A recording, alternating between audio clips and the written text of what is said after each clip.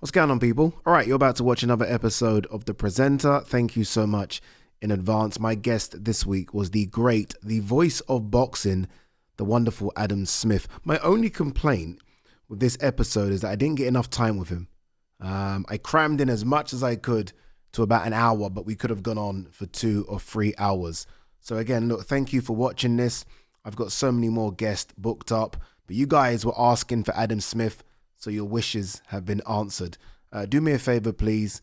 As you watch this, leave a comment, like, share, subscribe, all that good stuff. But yeah, enjoy it. This is The Presenter, episode 4 with Adam Smith. There was something about that Eddie time, because I think both of us were there. You know, we met. It just worked. We probably spoke 5-10 times a day. We were sort of doing it our way. It was like, yeah, we'll do a bit of this and a bit of that, and then what about this? And I remember Eddie saying, you know, now Ade, you sitting down? You've got to sit down for this. Ed, come on, mate. And he's going, I'm going to put Kelbrook in with Golovkin. And I'm like, what? And I remember my director, my guy called Mike Allen, who was a brilliant director in my ear. And anyway, the bell went and I had the mic in my hand and I just went silent. I just felt, oh my gosh, I've got to start talking now. Yeah. And Mike, I remember Mike in my ear going, come on, Ads, you know, you can do it. And I was like, and here we are, and off it went. And then it felt natural. Just had in my ear, I just said, just turn your attention, you know, guide to the car, the limo. There's an arrival. So I was thinking, okay, it's probably Eubank. And then he came out the car, and it just came out. And I think if you just feel Darren and I, we're just like a couple of kids just going, no, not possible. And it just made it. Yeah. It made the whole occasion. The great Adam Smith. How are we? I'm good, Ade. It's a pleasure to see you as always. It's almost weekly occurrence now. It's fantastic. Boxing's flying, and it's great to be a part of it. Yeah. You know, when I say the great Adam Smith, I don't say that lightly. I think you are sensational at what you do. I think you're incredible. I was thinking about this, actually. When I say what you do, I guess you're a man that has many different hats. You've been the head of boxing. You are, I think, the best commentator we've ever had, at least in my lifetime in boxing. And I mean this, like, overall, worldwide. I think you're fantastic on the high points. I think you understand the fans. You are a fan. So the energy comes across, and I think everyone likes it. You are a presenter at press conferences. You had the best boxing show I think there's ever been. You and Johnny Nelson, we'll get to that. So I think when I say great, I mean it because you're great at so many different things. When you think of Adam Smith, do you just think of lead commentator? Do you think of all of those things as well, or just lead commentator? I certainly don't think great. I think I just love what I do, and I'm very passionate, and I've been working really hard since I was a kid to do what I wanted to do, and I think it's that sort of commitment and the desire and the love of the sport, the adoration I have for fighters who are so brave to get in the ring, male or female, at any level, whether it's a 4-rounder, a journeyman, a Floyd Mayweather, it doesn't matter to me. Everyone that gets in that ring is braver than I am. So I think it's important to remember why we're here as broadcasters, as heads of, as anything around boxing, managers, promoters, trainers. The fighters are the ones that get in the ring and put their reputation, their careers, their livelihoods on the line for their professionalism and also our entertainment. So I've always remembered that, and I've always wanted to be involved in sport since I was very, very young. So yeah, I guess my favorite role is picking up a mic and calling the action and working with the greats that I have over the years, the likes of Jim Watt and Glenn McCrory and Paulie Malignaggi, Carl Froch, Matt Macklin for many years. Of course, Johnny in a slightly different role. And then now with Darren and Barry and yourself and Carl and Tony and Sonny, it's a fantastic team at DAZN. And I'm very grateful to be a part of that. So I think the commentary is my favorite role, but I'm equally happy interviewing fighters, presenting, My Voice of Boxing channel, I do a bit of that, getting in amongst the fans. So I love that. But also, I enjoyed my time at Sky running a team. It was tough. It was difficult. I like people a lot, and it was hard making some really not painful, but tough decisions, I guess. So yeah, and running things that maybe I'm not very good at. Like I'm terrible technically. I'm really bad at emails. I'm awful sort of at things. I don't know, graphics, charts, spreadsheets. I just have no idea. I'm very creative and I'm a storyteller at heart. So I know where I can do things, but I know where I'm really bad and I know where I need help. And I think at Sky, I made sure there was a fantastic team around me to plug in those gaps and to spur me on as well. People that were better than me, so that I could challenge myself on a daily basis. But yeah, I think for me, I've just always worked really hard, and I've been lucky to do what I've wanted to do since a very young age. So in many ways, every day is a fun day. It's not a work day. And there's people that say, well, you've never worked a day in your life. And I sort of feel like I haven't, even though I've worked very hard, if that makes sense. Yeah. But yeah, I love what I do, and I'm very fortunate to still be doing it at this stage of my life, and long may it continue. I'm going to go back to the very beginning, but before I do that, I want to pick up on something you mentioned there, and that was about sort of enjoying 4-rounders, 6-rounders, journeymen, the whole lot, right? That's so important, I think, because I do think, and I've kind of learned to grow into this as well, that it isn't just about giving the energy for the title fights or the championship fights or the big names. It is about giving the energy, the same level of commitment and research to those 4-rounders and those 6-rounders. And as you mentioned, the journeymen and journeywomen that kind of build the sport and save the sport. And you do that on comms a lot. I almost feel like, is he going to survive all the way until the end of a night with that energy level you give? But you do. It's the same energy. Obviously, it goes up a little bit when it's a championship fight, rightly so. But you do give a lot of energy to the early fights as well. Yeah, I think it's really important, because whether you're on at 5 o'clock or midnight, you've still got the same dreams, ambition. You still worked as hard.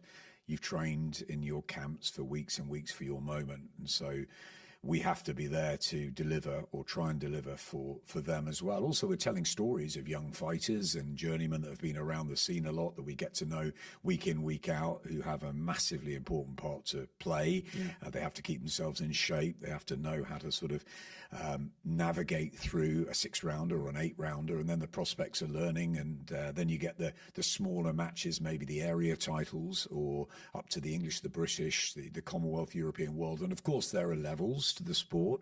Ian Darke, who was my mentor at Sky, he taught me about light and shade, and you can't leave everything up there very, very early. You have to, as you say, wait for the championship fights, the world titles at the top of the bill, maybe the elite fighters, etc. But I think every fighter that laces them up, as I said, male, female, whatever age, I have huge respect. That's why, I go and see some of the other different fights around, like the guerrilla promotions or the EBO, or different, maybe not even licensed fights, but there's still boxers getting in the ring. The white collar scene as well, if people are doing it for charity. I've been at plenty of those events, and I'm not one of these people that looks at the influx of the Jake Pauls, the Logan Pauls, the KSIs, the Instagram sort of fighters, and say, oh, we shouldn't have those. I understand why the hardcore trade fan, or the fighter that's been maybe working very, very hard since a young age and not getting the same sort of opportunities because they haven't got that same fan base, or they don't do the numbers. But this is an entertainment business, and we have to adapt. We have to move with the times. And I learn a lot of my kids and what my kids are taking in ways of content, and how they need to be always sort of involved in stories and hooked in. And I think that's important. So for me, again, whether you're a Jake Paul or whether you're an Alexander Usyk, people might be there to judge, and obviously the levels are very different, but I still have the same respect for fighters that get in the ring, and I think that's really important. So yeah, I like to try and keep my energy going. It's tough sometimes when it's a long, hard night, but yeah, I do really care about everyone that gets into that ring, and that's passionate. And sometimes you do get too close to fighters, and as a broadcaster, you have to step back a bit, because when you pick up that mic, you cannot have one biased bone in your body. You call as you see it, and that's what we try and do week in, week out. Yeah, not easy, but again, you do a great job on it. Where did this bug for boxing come from, or when did it start? I asked that. I'm asking you, and I'm thinking of my answer for it, and mine would have been, I guess, Mike Tyson in the 80s, Frank Bruno, Mike Tyson. So what we're talking, 87. And then it would have been sort of the fights on ITV, growing up and watching, the likes of Eubank and Ben and Watson. And then it kind of carried through until now. Where and when did it start for you? Similar to you, I loved those fights, the Eubanks, the Bens, and then got to work with them, which was even more exciting. And Hagler, Hearns, Leonard Duran, the Four Kings, Barry McGuigan for me. I mean, I grew up as a sports fan, Ade. I know you're a Liverpool fan like I am, and I'm passionate about football, about tennis, darts, cricket, you name it. But boxing was one of the sports I liked. Was it the main one? I think it was one of several. No, I think if you ask my parents, I mean, I used to commentate when I was a kid. I used to bring a dictaphone around everywhere with me and sit in the car and just pretend to commentate on sport. And it could have been a Formula One race. It could have been the Grand National. It could have been a big fight. It didn't really matter as long as it was sport. I was pretty rubbish at playing sport. So I thought, I love it. So I'm going to get good at watching it. And I wrote about it and I talked about it. And I used to just turn the volume down on the TV sets and drive my parents mad. It's all I ever wanted to do, was to be a sports commentator, whether it was boxing, football, cricket. At that point, I'd probably football, but I didn't know. I just loved talking and loved sport. But boxing, I mean, I think what got me hooked was probably Tommy Hearns. I loved those gold trunks. I loved Emmanuel Stewart in the Kronk gym, and I loved him because he had this wonderful jab power, but he got hurt and he was exciting. And I cried the night he lost to Marvin Hagler in that incredible 3-rounder. I think Barry McGuigan also for me, because of what he did with Ireland and the politics, and everyone was calm when Barry was fighting, and Danny Boy with his dad. And I got to Loftus Road and saw the McGuigan Pedrosa fight. So I think that really got me going. And then if you wind forward a bit, I went to uni, I studied drama, and then afterwards I went to work at CNN in America, and I was lucky enough to spend a bit of time with Evander Holyfield. I was actually in the political news bureau. I did a lot of news work in my early TV career, but I spent time with the real deal and got to the Riddick Bowe 2 fight where the Fan Man came in, which was absolutely nuts, and held the whole heavyweight world title up by 25 minutes or something. And then Evander Holyfield came on down the stretch because he was fitter, and I was just like in awe. I was like, I've always loved drama and theatre and storytelling, and this was just the culmination of everything that I just thought, wow. And I wanted to be involved, I think, in it then. And I got to Sky and I had an interview in my early 20s, and there was a production junior role, and when I talked about football and cricket, they stopped me at boxing and said, we're just starting to sort of push boxing. We've got a bit of Lennox Lewis. We're doing this Eubank World Tour. Frank Warren was to join a year later, and I joined a guy called Gary Norman, who was presenting and producing at the time. It was just me and him, and we started in 1994, and as soon as I'd been in boxing for 5 minutes, that was it. I was absolutely hooked. I was hooked on the incredible stories, the journeys, the background, the diversity, the was it niche on Sky at that time? Yeah, I think, look, because obviously Sky was there had been football, Tyson Bruno, there had been a few events, box office or pay-per-view started coming in about 96. There was a Matchroom deal.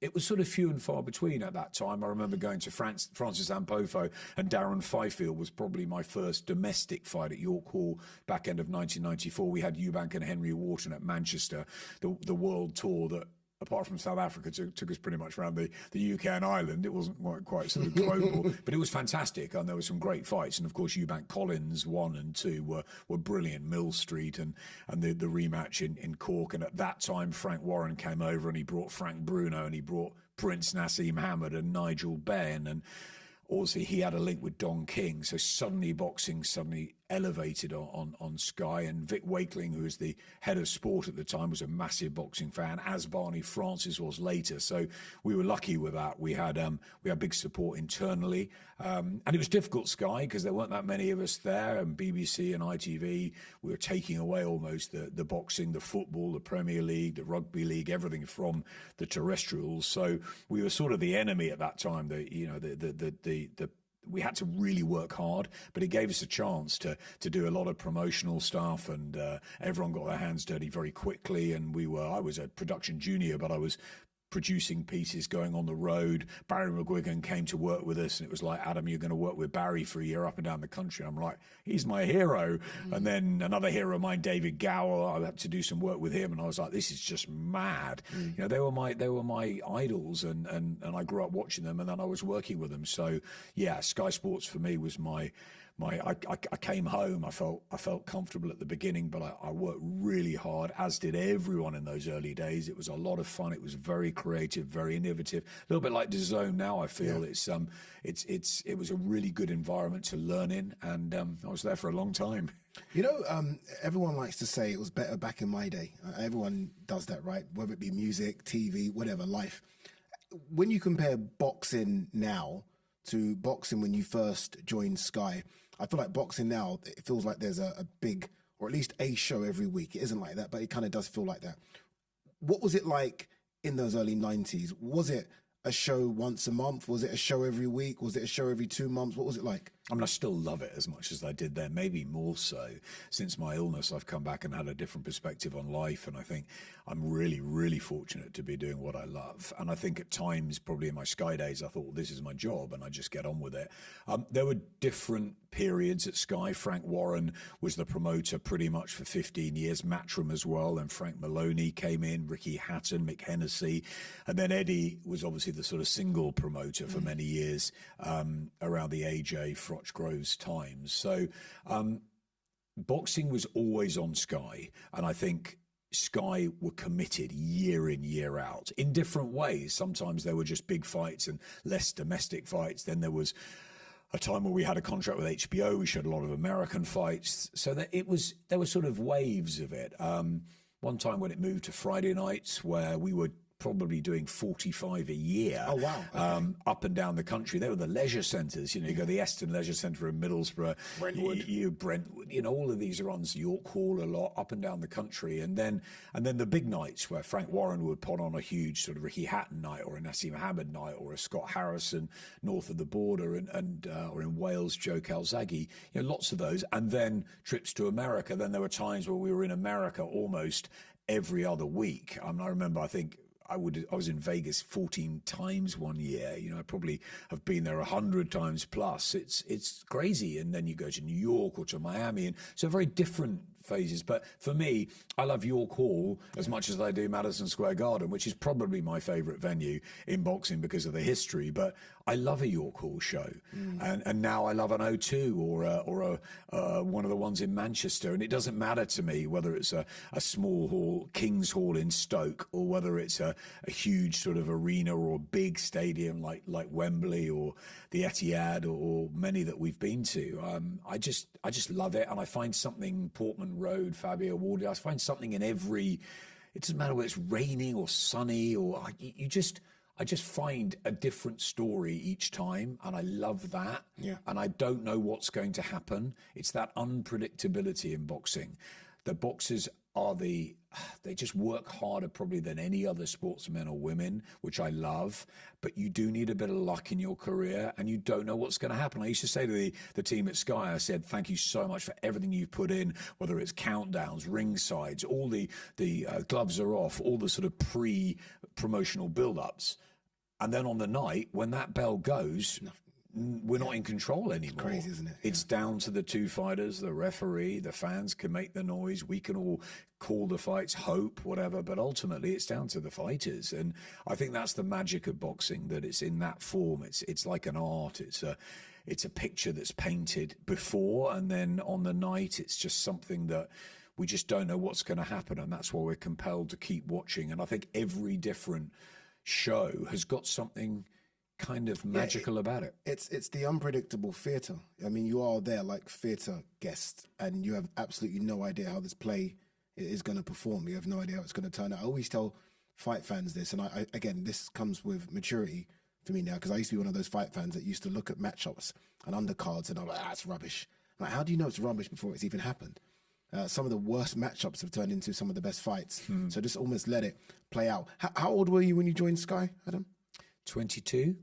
Okay, so your role when you joined was almost what, like a runner, junior producer? A production junior, production trainee, I think they called it. And it wasn't just on boxing, it was you were a production trainee. So I did some stuff on boxing, but it wasn't that regular at that time. So I did a couple of other shows. I did a show called The Footballer's Football Show, which was about a football magazine show. And then I did one called 1 to 1, which was a different sports person every week, which is where David Gower came in fairly early. And it was George Best was a great one. And I remember Jenny Pittman was one, and Roger Black, different sort of sports stars. Black. Yeah, and I think that was when athletics was absolutely golden. Absolutely, and I loved athletics. I loved everything really, the 100 meters, whatever. But for me, that 1 to 1 was probably a breakthrough, because I got to do the opening voiceover on it. So we'd say David Gower was the most gifted cricketer of his generation, blah, blah, blah, and he's talking 1 to 1 with Charles Colville. Yeah. And I would do that first 25 seconds, just being that alien voice. But I did that, and they allowed me to get my voice out there. So it was always, the goal was to be a commentator, and they said, oh, it will take you 10 years to do that. And I thought, I'll do it in 5. And if I'm around Ian Darke and brilliant people like that, then Martin Tyler on the football, I'll learn. And I listened. I spent a lot of time with Ian and Jim and a guy called Bob Mee, who was the best boxing historian of all, and Glenn, and there were Nicky Piper and others at that time. Spencer Oliver, obviously, after he had his injury, he came and worked with us. And there was a great sort of pack of us, and a fantastic team behind the scenes as well. And we all sort of grew up together. We had the likes of Ricky and Naz and Joe, and some great fighters out there, but also the domestic ones as well, the Jamie Moores and he should have been a world champion, really, Matt Macklin too, and those guys. And the likes of Jason and Nicky Booth from Nottingham, Joey Khalid, that was a great area. Sheffield was fantastic with Ryan Rhodes, Buster Keaton, Clifton Mitchell, Johnny, of course, and Bristol, Chris Sanagar had wonderful fighters like Ross the Rooster Hale, and Dean Francis I was very close to, bless him, the late Dean Francis, Glenn Catley. Then you were in Wales, in Cardiff, the likes of Barry Jones, as we know, obviously, and Enzo Macronelli and Joe and Bradley Price. I mean, it was all over the place. You love it, don't you? I'm listening to you, and I feel bad interrupting, because I can see the passion just coming through as you remember all those names, and you go into different area codes around the country as well. And I guess that's what boxing is. I mean, obviously, you mentioned in the UK there, but it is the most worldwide sport there is, alongside football. There aren't any other sports that I think are genuinely world sort of sports, where everywhere in the world it's played, or it's, I say played, you don't play boxing, everywhere it's performed. So junior producer, runner, 22, you're doing small voiceover clips, your voice is getting out there. When does it turn into the voice of boxing? Like, obviously that's the name, right? And I think that name's apt. But when do you get your first go at commentating? I spent a lot of time around the scene as a reporter, and I think that's what helped me hugely. Many weeks in America. Had a fantastic cameraman, David Kane, and we went all over the place. And we were so fortunate with Roy Jones and Oscar de la Hoya and Miguel Cotto and Trinidad. Diego Corrales, Felix Trinidad, Ronald Winky Wright. I mean, all those wonderful times. And obviously people like Mike Tyson and Evander Holyfield and the big boys. But it was also the lighter fighters too that I loved being around, and the ones that were moving through the weights, the Barreras, the Moraleses, the Juan Manuel Marquezes. Fantastic times. And I think that those experience of interviewing all sorts of different fighters, whether they were English, they were international, was a real sort of foundation for me. And I think that helped me. And as I said, listening to and working with the likes of Ian Darke, I knew that I was going to have to wait my time, because Ian was just brilliant. And at that time, definitely the voice of boxing and football. And football. Football massively, and still is. NBC football. And still is, and has done football for years, and is, in my eyes, the greatest commentator we have had in the modern generation. I just think he's such a wordsmith, and he's such a wonderful rhythmic his lyrics are just superb. superb, and his just way that he gets drama and goes through the gears. I think Perfect timing with him as well. I think he's phenomenal. He lets it breathe, and then he comes back. And I just think, yeah, I agree. I think he's sensational. Phenomenal commentator. So I knew I was going to have to earn my stripes and take my time. The first chance I got at commentating came actually when Johnny Nelson fought for his world title, won his world title at how many attempts he'd had. Carlos Leon, James Waring, he'd had a few. Sorry, Johnny, sorry. He'd had a few. Johnny had an unbelievable career, and that's why he became such a good broadcaster, because he'd been at every level and seen everything, and his story was just fantastic, wasn't it? Unbeaten in 33 at the end, having gone into exile and gone through so much difficulty. But he was brilliant, and he beat Carl Thompson, obviously, on that famous night in Derby in 1999, and I had my first chance of commentating, and it was one that was going to be recorded but not used. So it was an undercard fight, and I remember I did so much prep on it, and I tell my kids, fail to prepare to fail, and I did so much work on it, and I was obviously anxious, but it was what I was always wanted to do. So I remember my director, my guy called Mike Allen, who was a brilliant director, in my ear, and anyway the bell went, and I had the mic in my hand, and I just went silent. I just felt, oh my gosh, I've got to start talking now. Yeah. And I remember Mike in my ear going, "Come on, Ads, you can do it." And I was like, and here we are, and off it went. And then it felt natural. But that first moment was really worrying. I did my first ever Premier League football game. Again, something I've been desperate to do. And I had exactly what you just experienced, where I was ready. I had prepared, because it was my first one. I understood the pressure that was on me. At the time, I was the first Black Premier League football presenter. So I knew everyone's watching. Big deal. Big deal. What can Ade do? And I literally froze it felt like a minute, but it was about 5 seconds. And then the producer was like, "Come on, Ade, you got this." And then I started talking. Nothing could come out. And I'm like, what's going on? I don't know if it was nerves, or I don't know, it was just the moment, but I couldn't get words out. So sorry to cut across you, but I had exactly that same moment. Now, look, you are, and I'm not blowing smoke with each other here, but you are a massive inspiration to me as well. I absolutely love your work and love working with you. It's fantastic to be a part of the same team at DAZN, and I'm a lucky guy as well to work with such talent. I think that it is, when you really want to do something, I know you went through a lot of other things, but for me it was I don't know if it's calling, but I honestly believe that I was meant to be a sports commentator.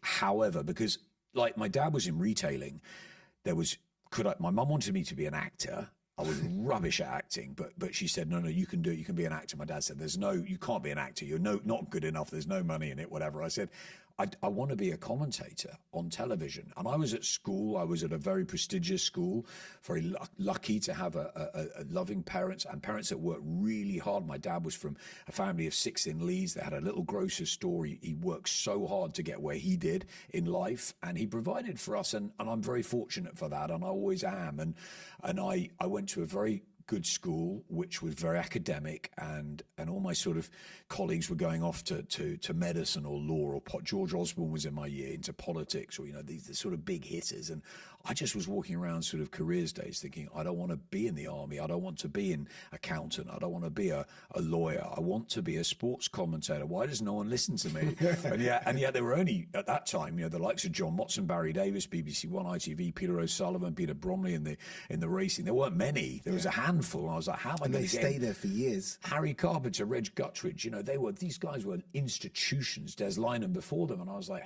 Ian Darton, how am I going to get to be one of a few? And I just thought, I'm just going to persevere. Dedication, knock the doors down.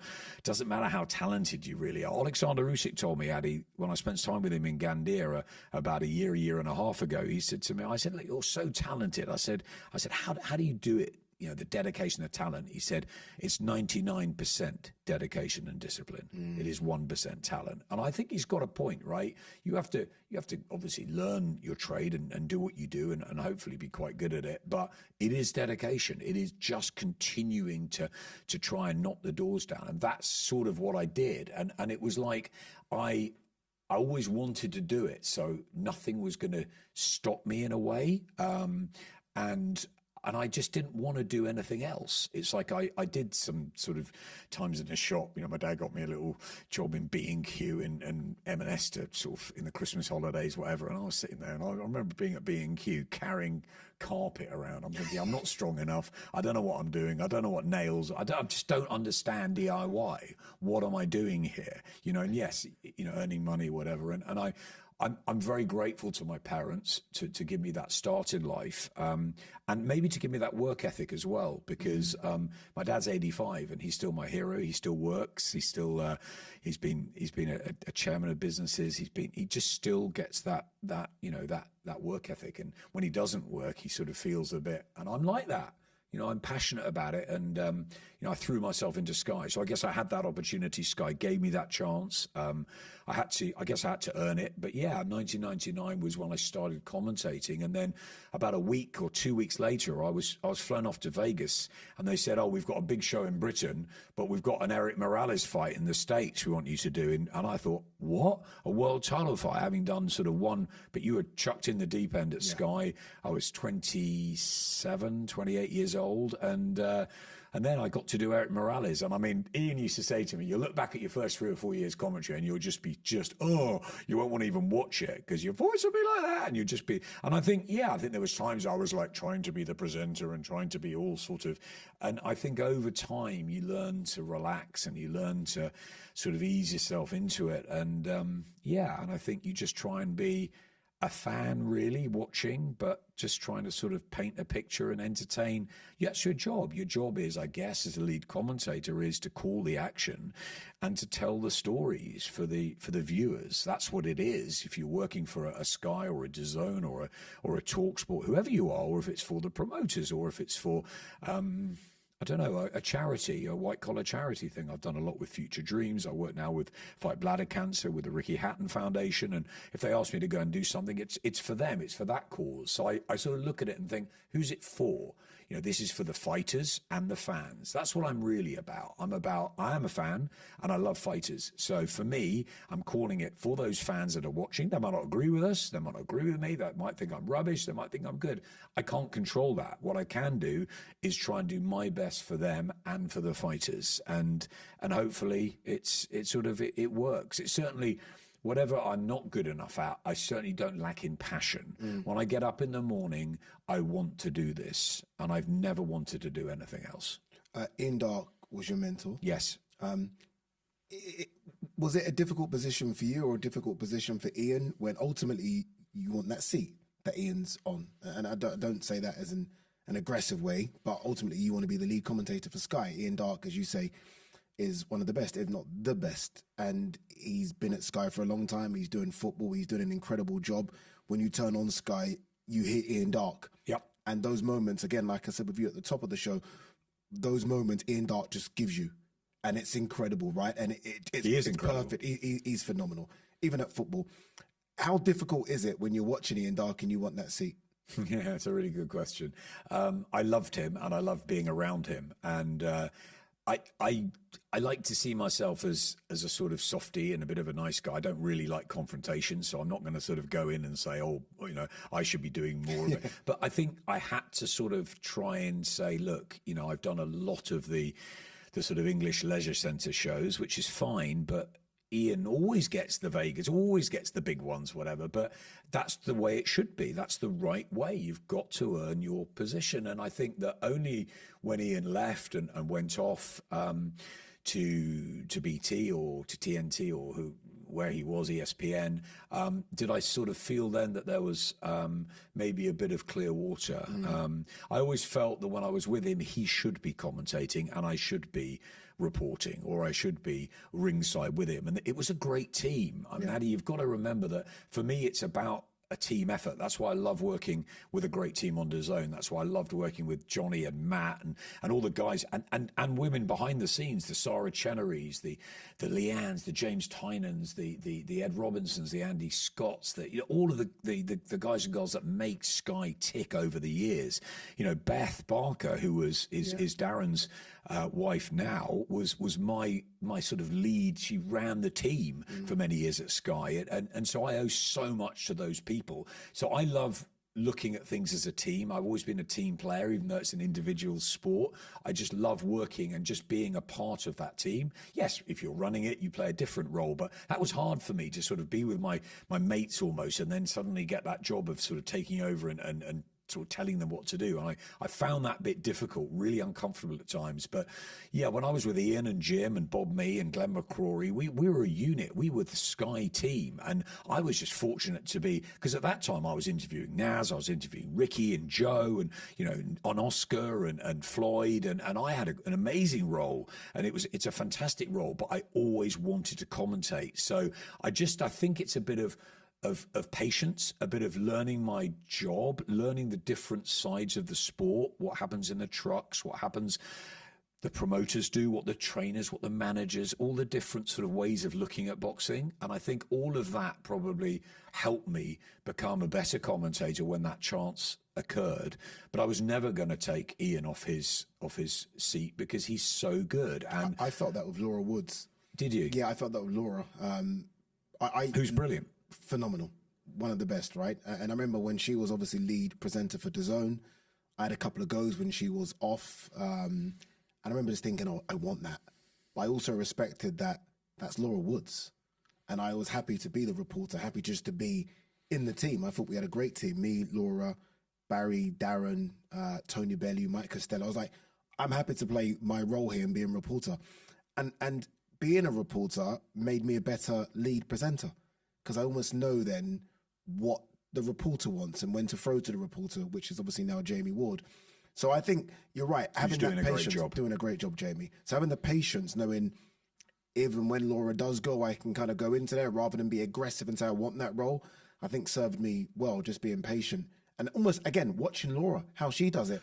I think that's absolutely right. And I remember Laura coming through at Sky, and she was working on Game Changers, I think, as an assistant producer. And I remember saying to Steve Smith, who was the deputy head of Sky Sports at the time, I said, I really want to try and get women into boxing onto the team. I ended up taking Kate Abdo as she was then. And then when Kate left, Anna Woolhouse. And it was really important for me. Tasha Jonas became a commentator. I was massively. I talk about my dad being my hero, but my parents split when I was young, and my mum and sister were around me in the house, and they are two very strong, independent women. And I was always very wary of the fact that boxing was very heavily male orientated, and the Boxing Writers Club, and we weren't allowed to at the beginning to bring the women that worked in boxing on the team into the club, and Ron Lewis and Mike Costello and I had to sort of push a motion forward to get the women for the dinners, because they did so much for the team. So I was really passionate about bringing it. I wanted Laura to come in because I saw her talent from a very young age, and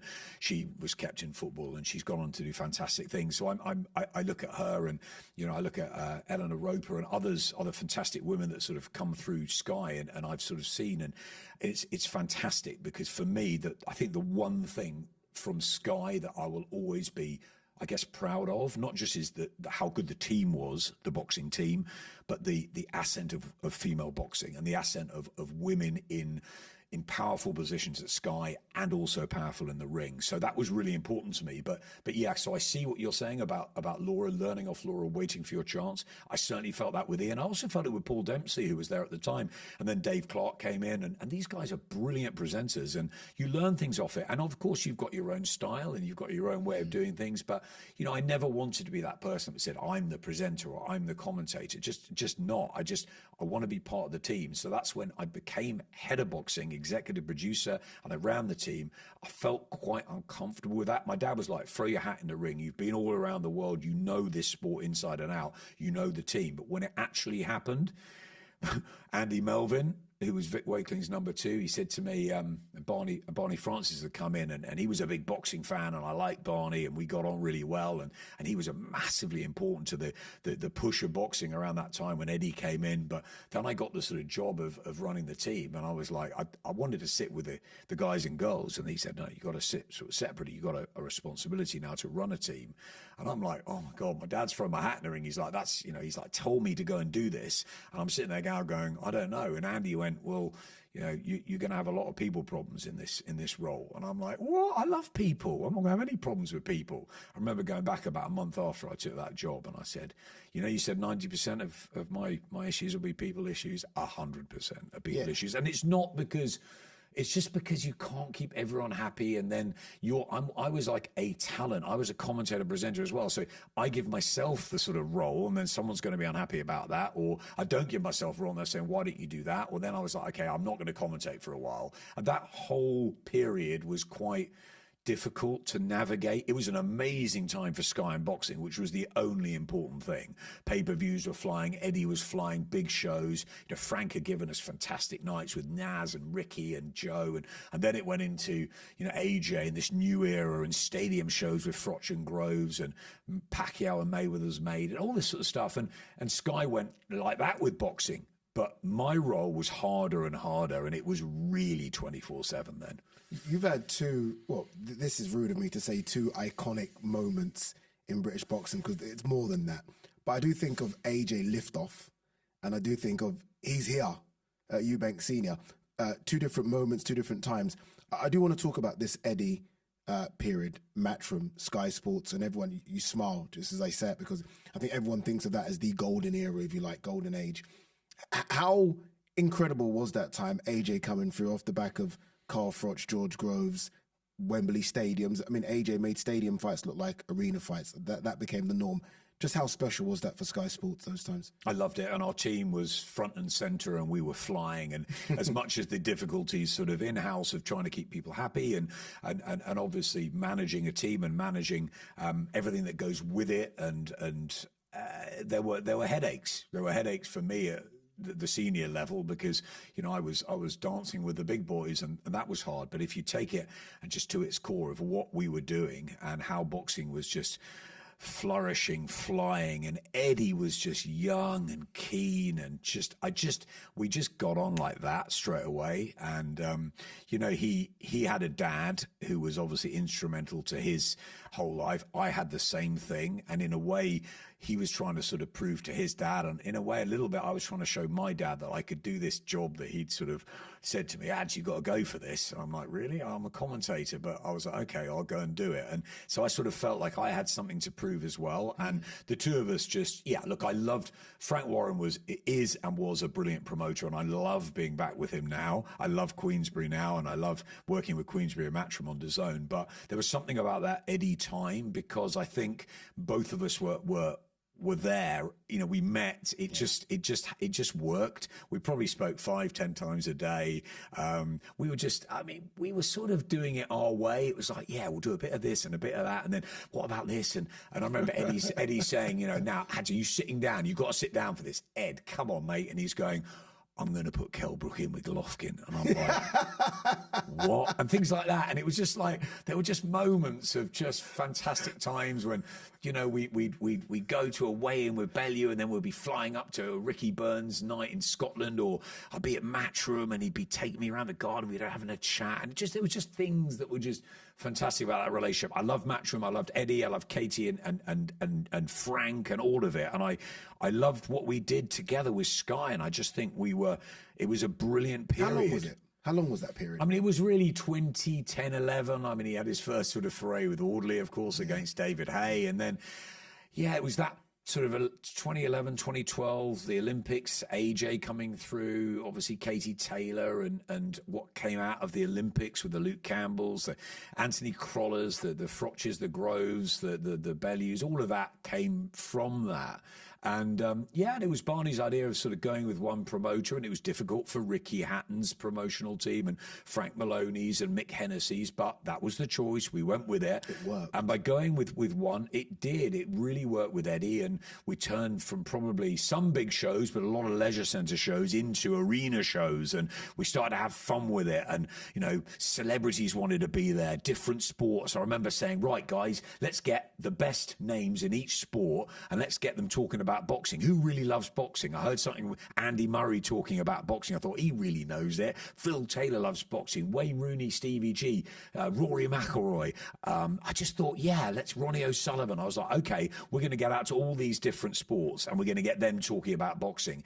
And it sort of worked. Rooney was tweeting for us, and yeah, it just started to build into these stadium shows. And of course, AJ was huge. He was the poster boy. You know, everyone loved AJ, whether it was my wife, my daughters, my brothers, my son. Everyone fell in love with AJ. And I think, yeah, it was just a great fun time. It was hard work.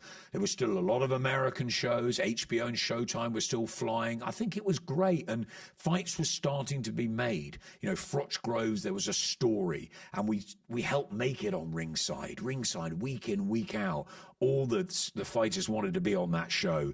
It was, as social media was just starting. Remember, Naz and Ricky had been before social media. Now social media was getting going. We had that time to really explode, and these stories to be told. And Froch and Groves didn't like each other. Therefore, right, let's get into this and do that. And yeah, we had these stadium shows and big, and AJ Klitschko. You talk about the lift off. That was just an amazing night, a night like no other. What made you say that? It just felt right at the time. Yeah. I don't know. I sometimes write a few things down before shows, you know, in ring walks, whatever, but never for the end of fights. You know, I go with what I think, and it felt like the whole country was lifting off almost. It felt like it was an unbelievable promotion. It was two incredible athletes, wonderful ambassadors for the sport. Klitschko at one stage of his career, almost like passing the torch. He had AJ hurt, almost stopped. It was a heavyweight battle for 90,000 people there, millions watching around the world, 150 countries or whatever taking it. It was one of those where sometimes you get the build-up, don't get the fight, or you don't get the build-up, you get the fight. This was a heavyweight fight with a heavyweight night, and it just worked. You know, the stars aligned, and at the end of it, it just felt, that's what it felt like. And so, yeah, it was, that line, whatever, it was more about the event, and the event just rocked the whole of the sporting world. It stopped traffic, and for boxing to do that just makes me really happy, because fighters dream of nights like that. And we know Darren Barker winning his world title in the way he did, Barry Jones, our guys, Carl Frampton's career, Matt Macklin's, Johnny Nelson's, all of those. But sometimes you just get moments where it is just special. And yeah, there were British title fights with Alex Arthur and Michael Gomez and Jamie Moore and Matt Macklin and Scott Dixon and Derek Roach and Tasha and Katie in the amateurs, and just wonderful nights. Clarissa Shields, Savannah at the O2, the all-female card. They're just nights that just you can't forget. And I remember that week there was a press conference on the Thursday at Sky, and everyone came down those stairs at Sky Central, and it was just like, we are rocking this. The boxing team, the 15 of us, we've got thousands of people watching what we do, and I could not have done any of it without that team and the team of Matchroom and all the others that helped come in for the big events. And yeah, we were very lucky, but also we worked hard for things like that. I want to fast forward because of time, and I wish I could talk to you for hours because there's so much I'm missing out on here. But I remember saying to myself, I have to ask him about the he's here moment, because I was watching it at home. Remember, I didn't do that event. So I was watching it at home, listening to your commentary, and I got goosebumps when you said that. When he opened the car door and you just screamed, he's here, I just thought this was I couldn't believe it. I thought this was WrestleMania. I thought this was, it's something, it made us thinking at the time, I'm going to remember that 5 to 10 seconds for the rest of my life. That must have been, again, I equate it to that liftoff moment, but it's slightly different because liftoff was after a fight. This is pre-fight. And it was just, did you know he was there? Like, explain all of it to me if you can in about a minute. I get quite emotional about things. I'm emotional. I'm even here, sitting here today after my cancer. I'm emotional that I'm still in boxing. I get emotional at different points in week out when I see fighters win, lose, etc. I had no idea that Chris Senior would be there. I don't think anyone did, which I think was why it was a special moment when he got out of the car. I didn't think, after everything he'd said about the fight, and I so wanted him to be there because I loved Chris Eubank as a fighter, as the pantomime, all of it, and I wanted the four there. It just needed to be there, and I was gutted. Sort of all the build, I was thinking, he's not going to be there. He's not going to be there. He's definitely not going to be there. Then he was really angry about the fight, and I'm like, he's definitely not going to be there. And then when he got out the car, I just had in my ear, I just said, just turn your attention, guy, to the car, the limo. There's an arrival. So I was thinking, okay, it's probably Eubank. And then he came out the car, and it just came out. And I think if you just feel Darren and we're just like a couple of kids just going, no, not possible. And it just made it. Yeah. It made the whole occasion that he was there. It just was, there was everything in that. There was surprise, excitement, fandom, relief, and being a fan. You got to remember, Chris Eubank Sr. was one of my heroes. Yeah. Tommy Hearns, Barry McGuigan, and Chris Eubank Sr. And to have that happen before on such an occasion, it was one of your best moments. Again, I don't look at that as best, great, whatever. I don't like doing that. I don't like putting the attention to myself. I like the fact that it was an incredible moment for the promotion, for the event, for the Zone, or for Sky, or for the fans at home. I'm just adding to it, Ade. I'm just a storyteller. I love doing radio on TalkSport. I love doing broadcasts on the Zone, on Sky. I just love telling the story. I love hooks. I love the characters. I love the fighters to the core. And and I'm sorry, sometimes you do get close, and sometimes you've got to rein back, and you've got to be absolutely neutral. It's your professionalism on the line. When you pick up that mic, that goes out the window. But after you put the mic down, it's like, wow, he's won, he's lost, she's won, she's lost, she's been unbelievable, he's done this. And that's where it really gets you, and also the emotional exhaustion of doing 6 hours or 7 hours of commentary, and then at the end you just put the mic down and there's Andy Lovato, the voice of boxing, waiting to do my next thing, and we're off to a press conference or whatever. I'm like, wow. And you sort of empty yourself each time, and you just give it everything, and I'll never stop doing that as long as I'm breathing and I've got a mic in my hand. I can't sleep after a big event, even the one we just did in Liverpool, just because of the nature of it. Sometimes I go to the room and I feel like I'm going to sleep, but I don't sleep for like 3-4 hours, the adrenaline dump. And you're right, the shows are long, but sometimes I just sit there thinking, I'm a fan who has the best seat in the house. I'm so lucky. Are we? The greatest seat, a seat that actually money can't buy. You can't buy the seat that we have because we're that close to the action. So it is, for me, a dream, and it's a dream to work with you, Adam. I've been a fan for years, honestly, for years. Again, I'm a fan watching boxing that's got into boxing, and I thank God for it all the time. But I've grown up listening to your voice and watching you do the presenting, watching you do the press conferences, watching the Best Boxing Show, and we didn't even get time to talk about it really with Johnny Nelson, which needs to come back in some capacity, some way, some shape or form. Maybe it's me sitting next to you as the new Johnny Nelson. I don't know. I loved ringside, Eddie. It's the greatest thing ever. I loved it. It was an unbelievable show because we were just so lucky to have so many fighters come through the doors and just absolutely just make it. It was about the fighters, and Johnny was brilliant because he was allowed to sort of go loose and get in the ring and be a fighter with them. It was just a wonderful show, and unfortunately it was taken away. Magazine shows had a change with social media coming in, and I was really devastated when it finished. And I took the bag back home.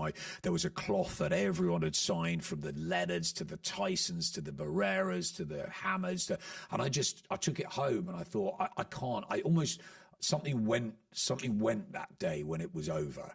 And Johnny said to me, "Ads, you leave a party at its highest." And we did. And I'm really proud that we did that. I'm really grateful for that show. It was just, I loved it. And I'm grateful for you to come and share some time with me today, Adam. Thank you very much. Cheers, Addy.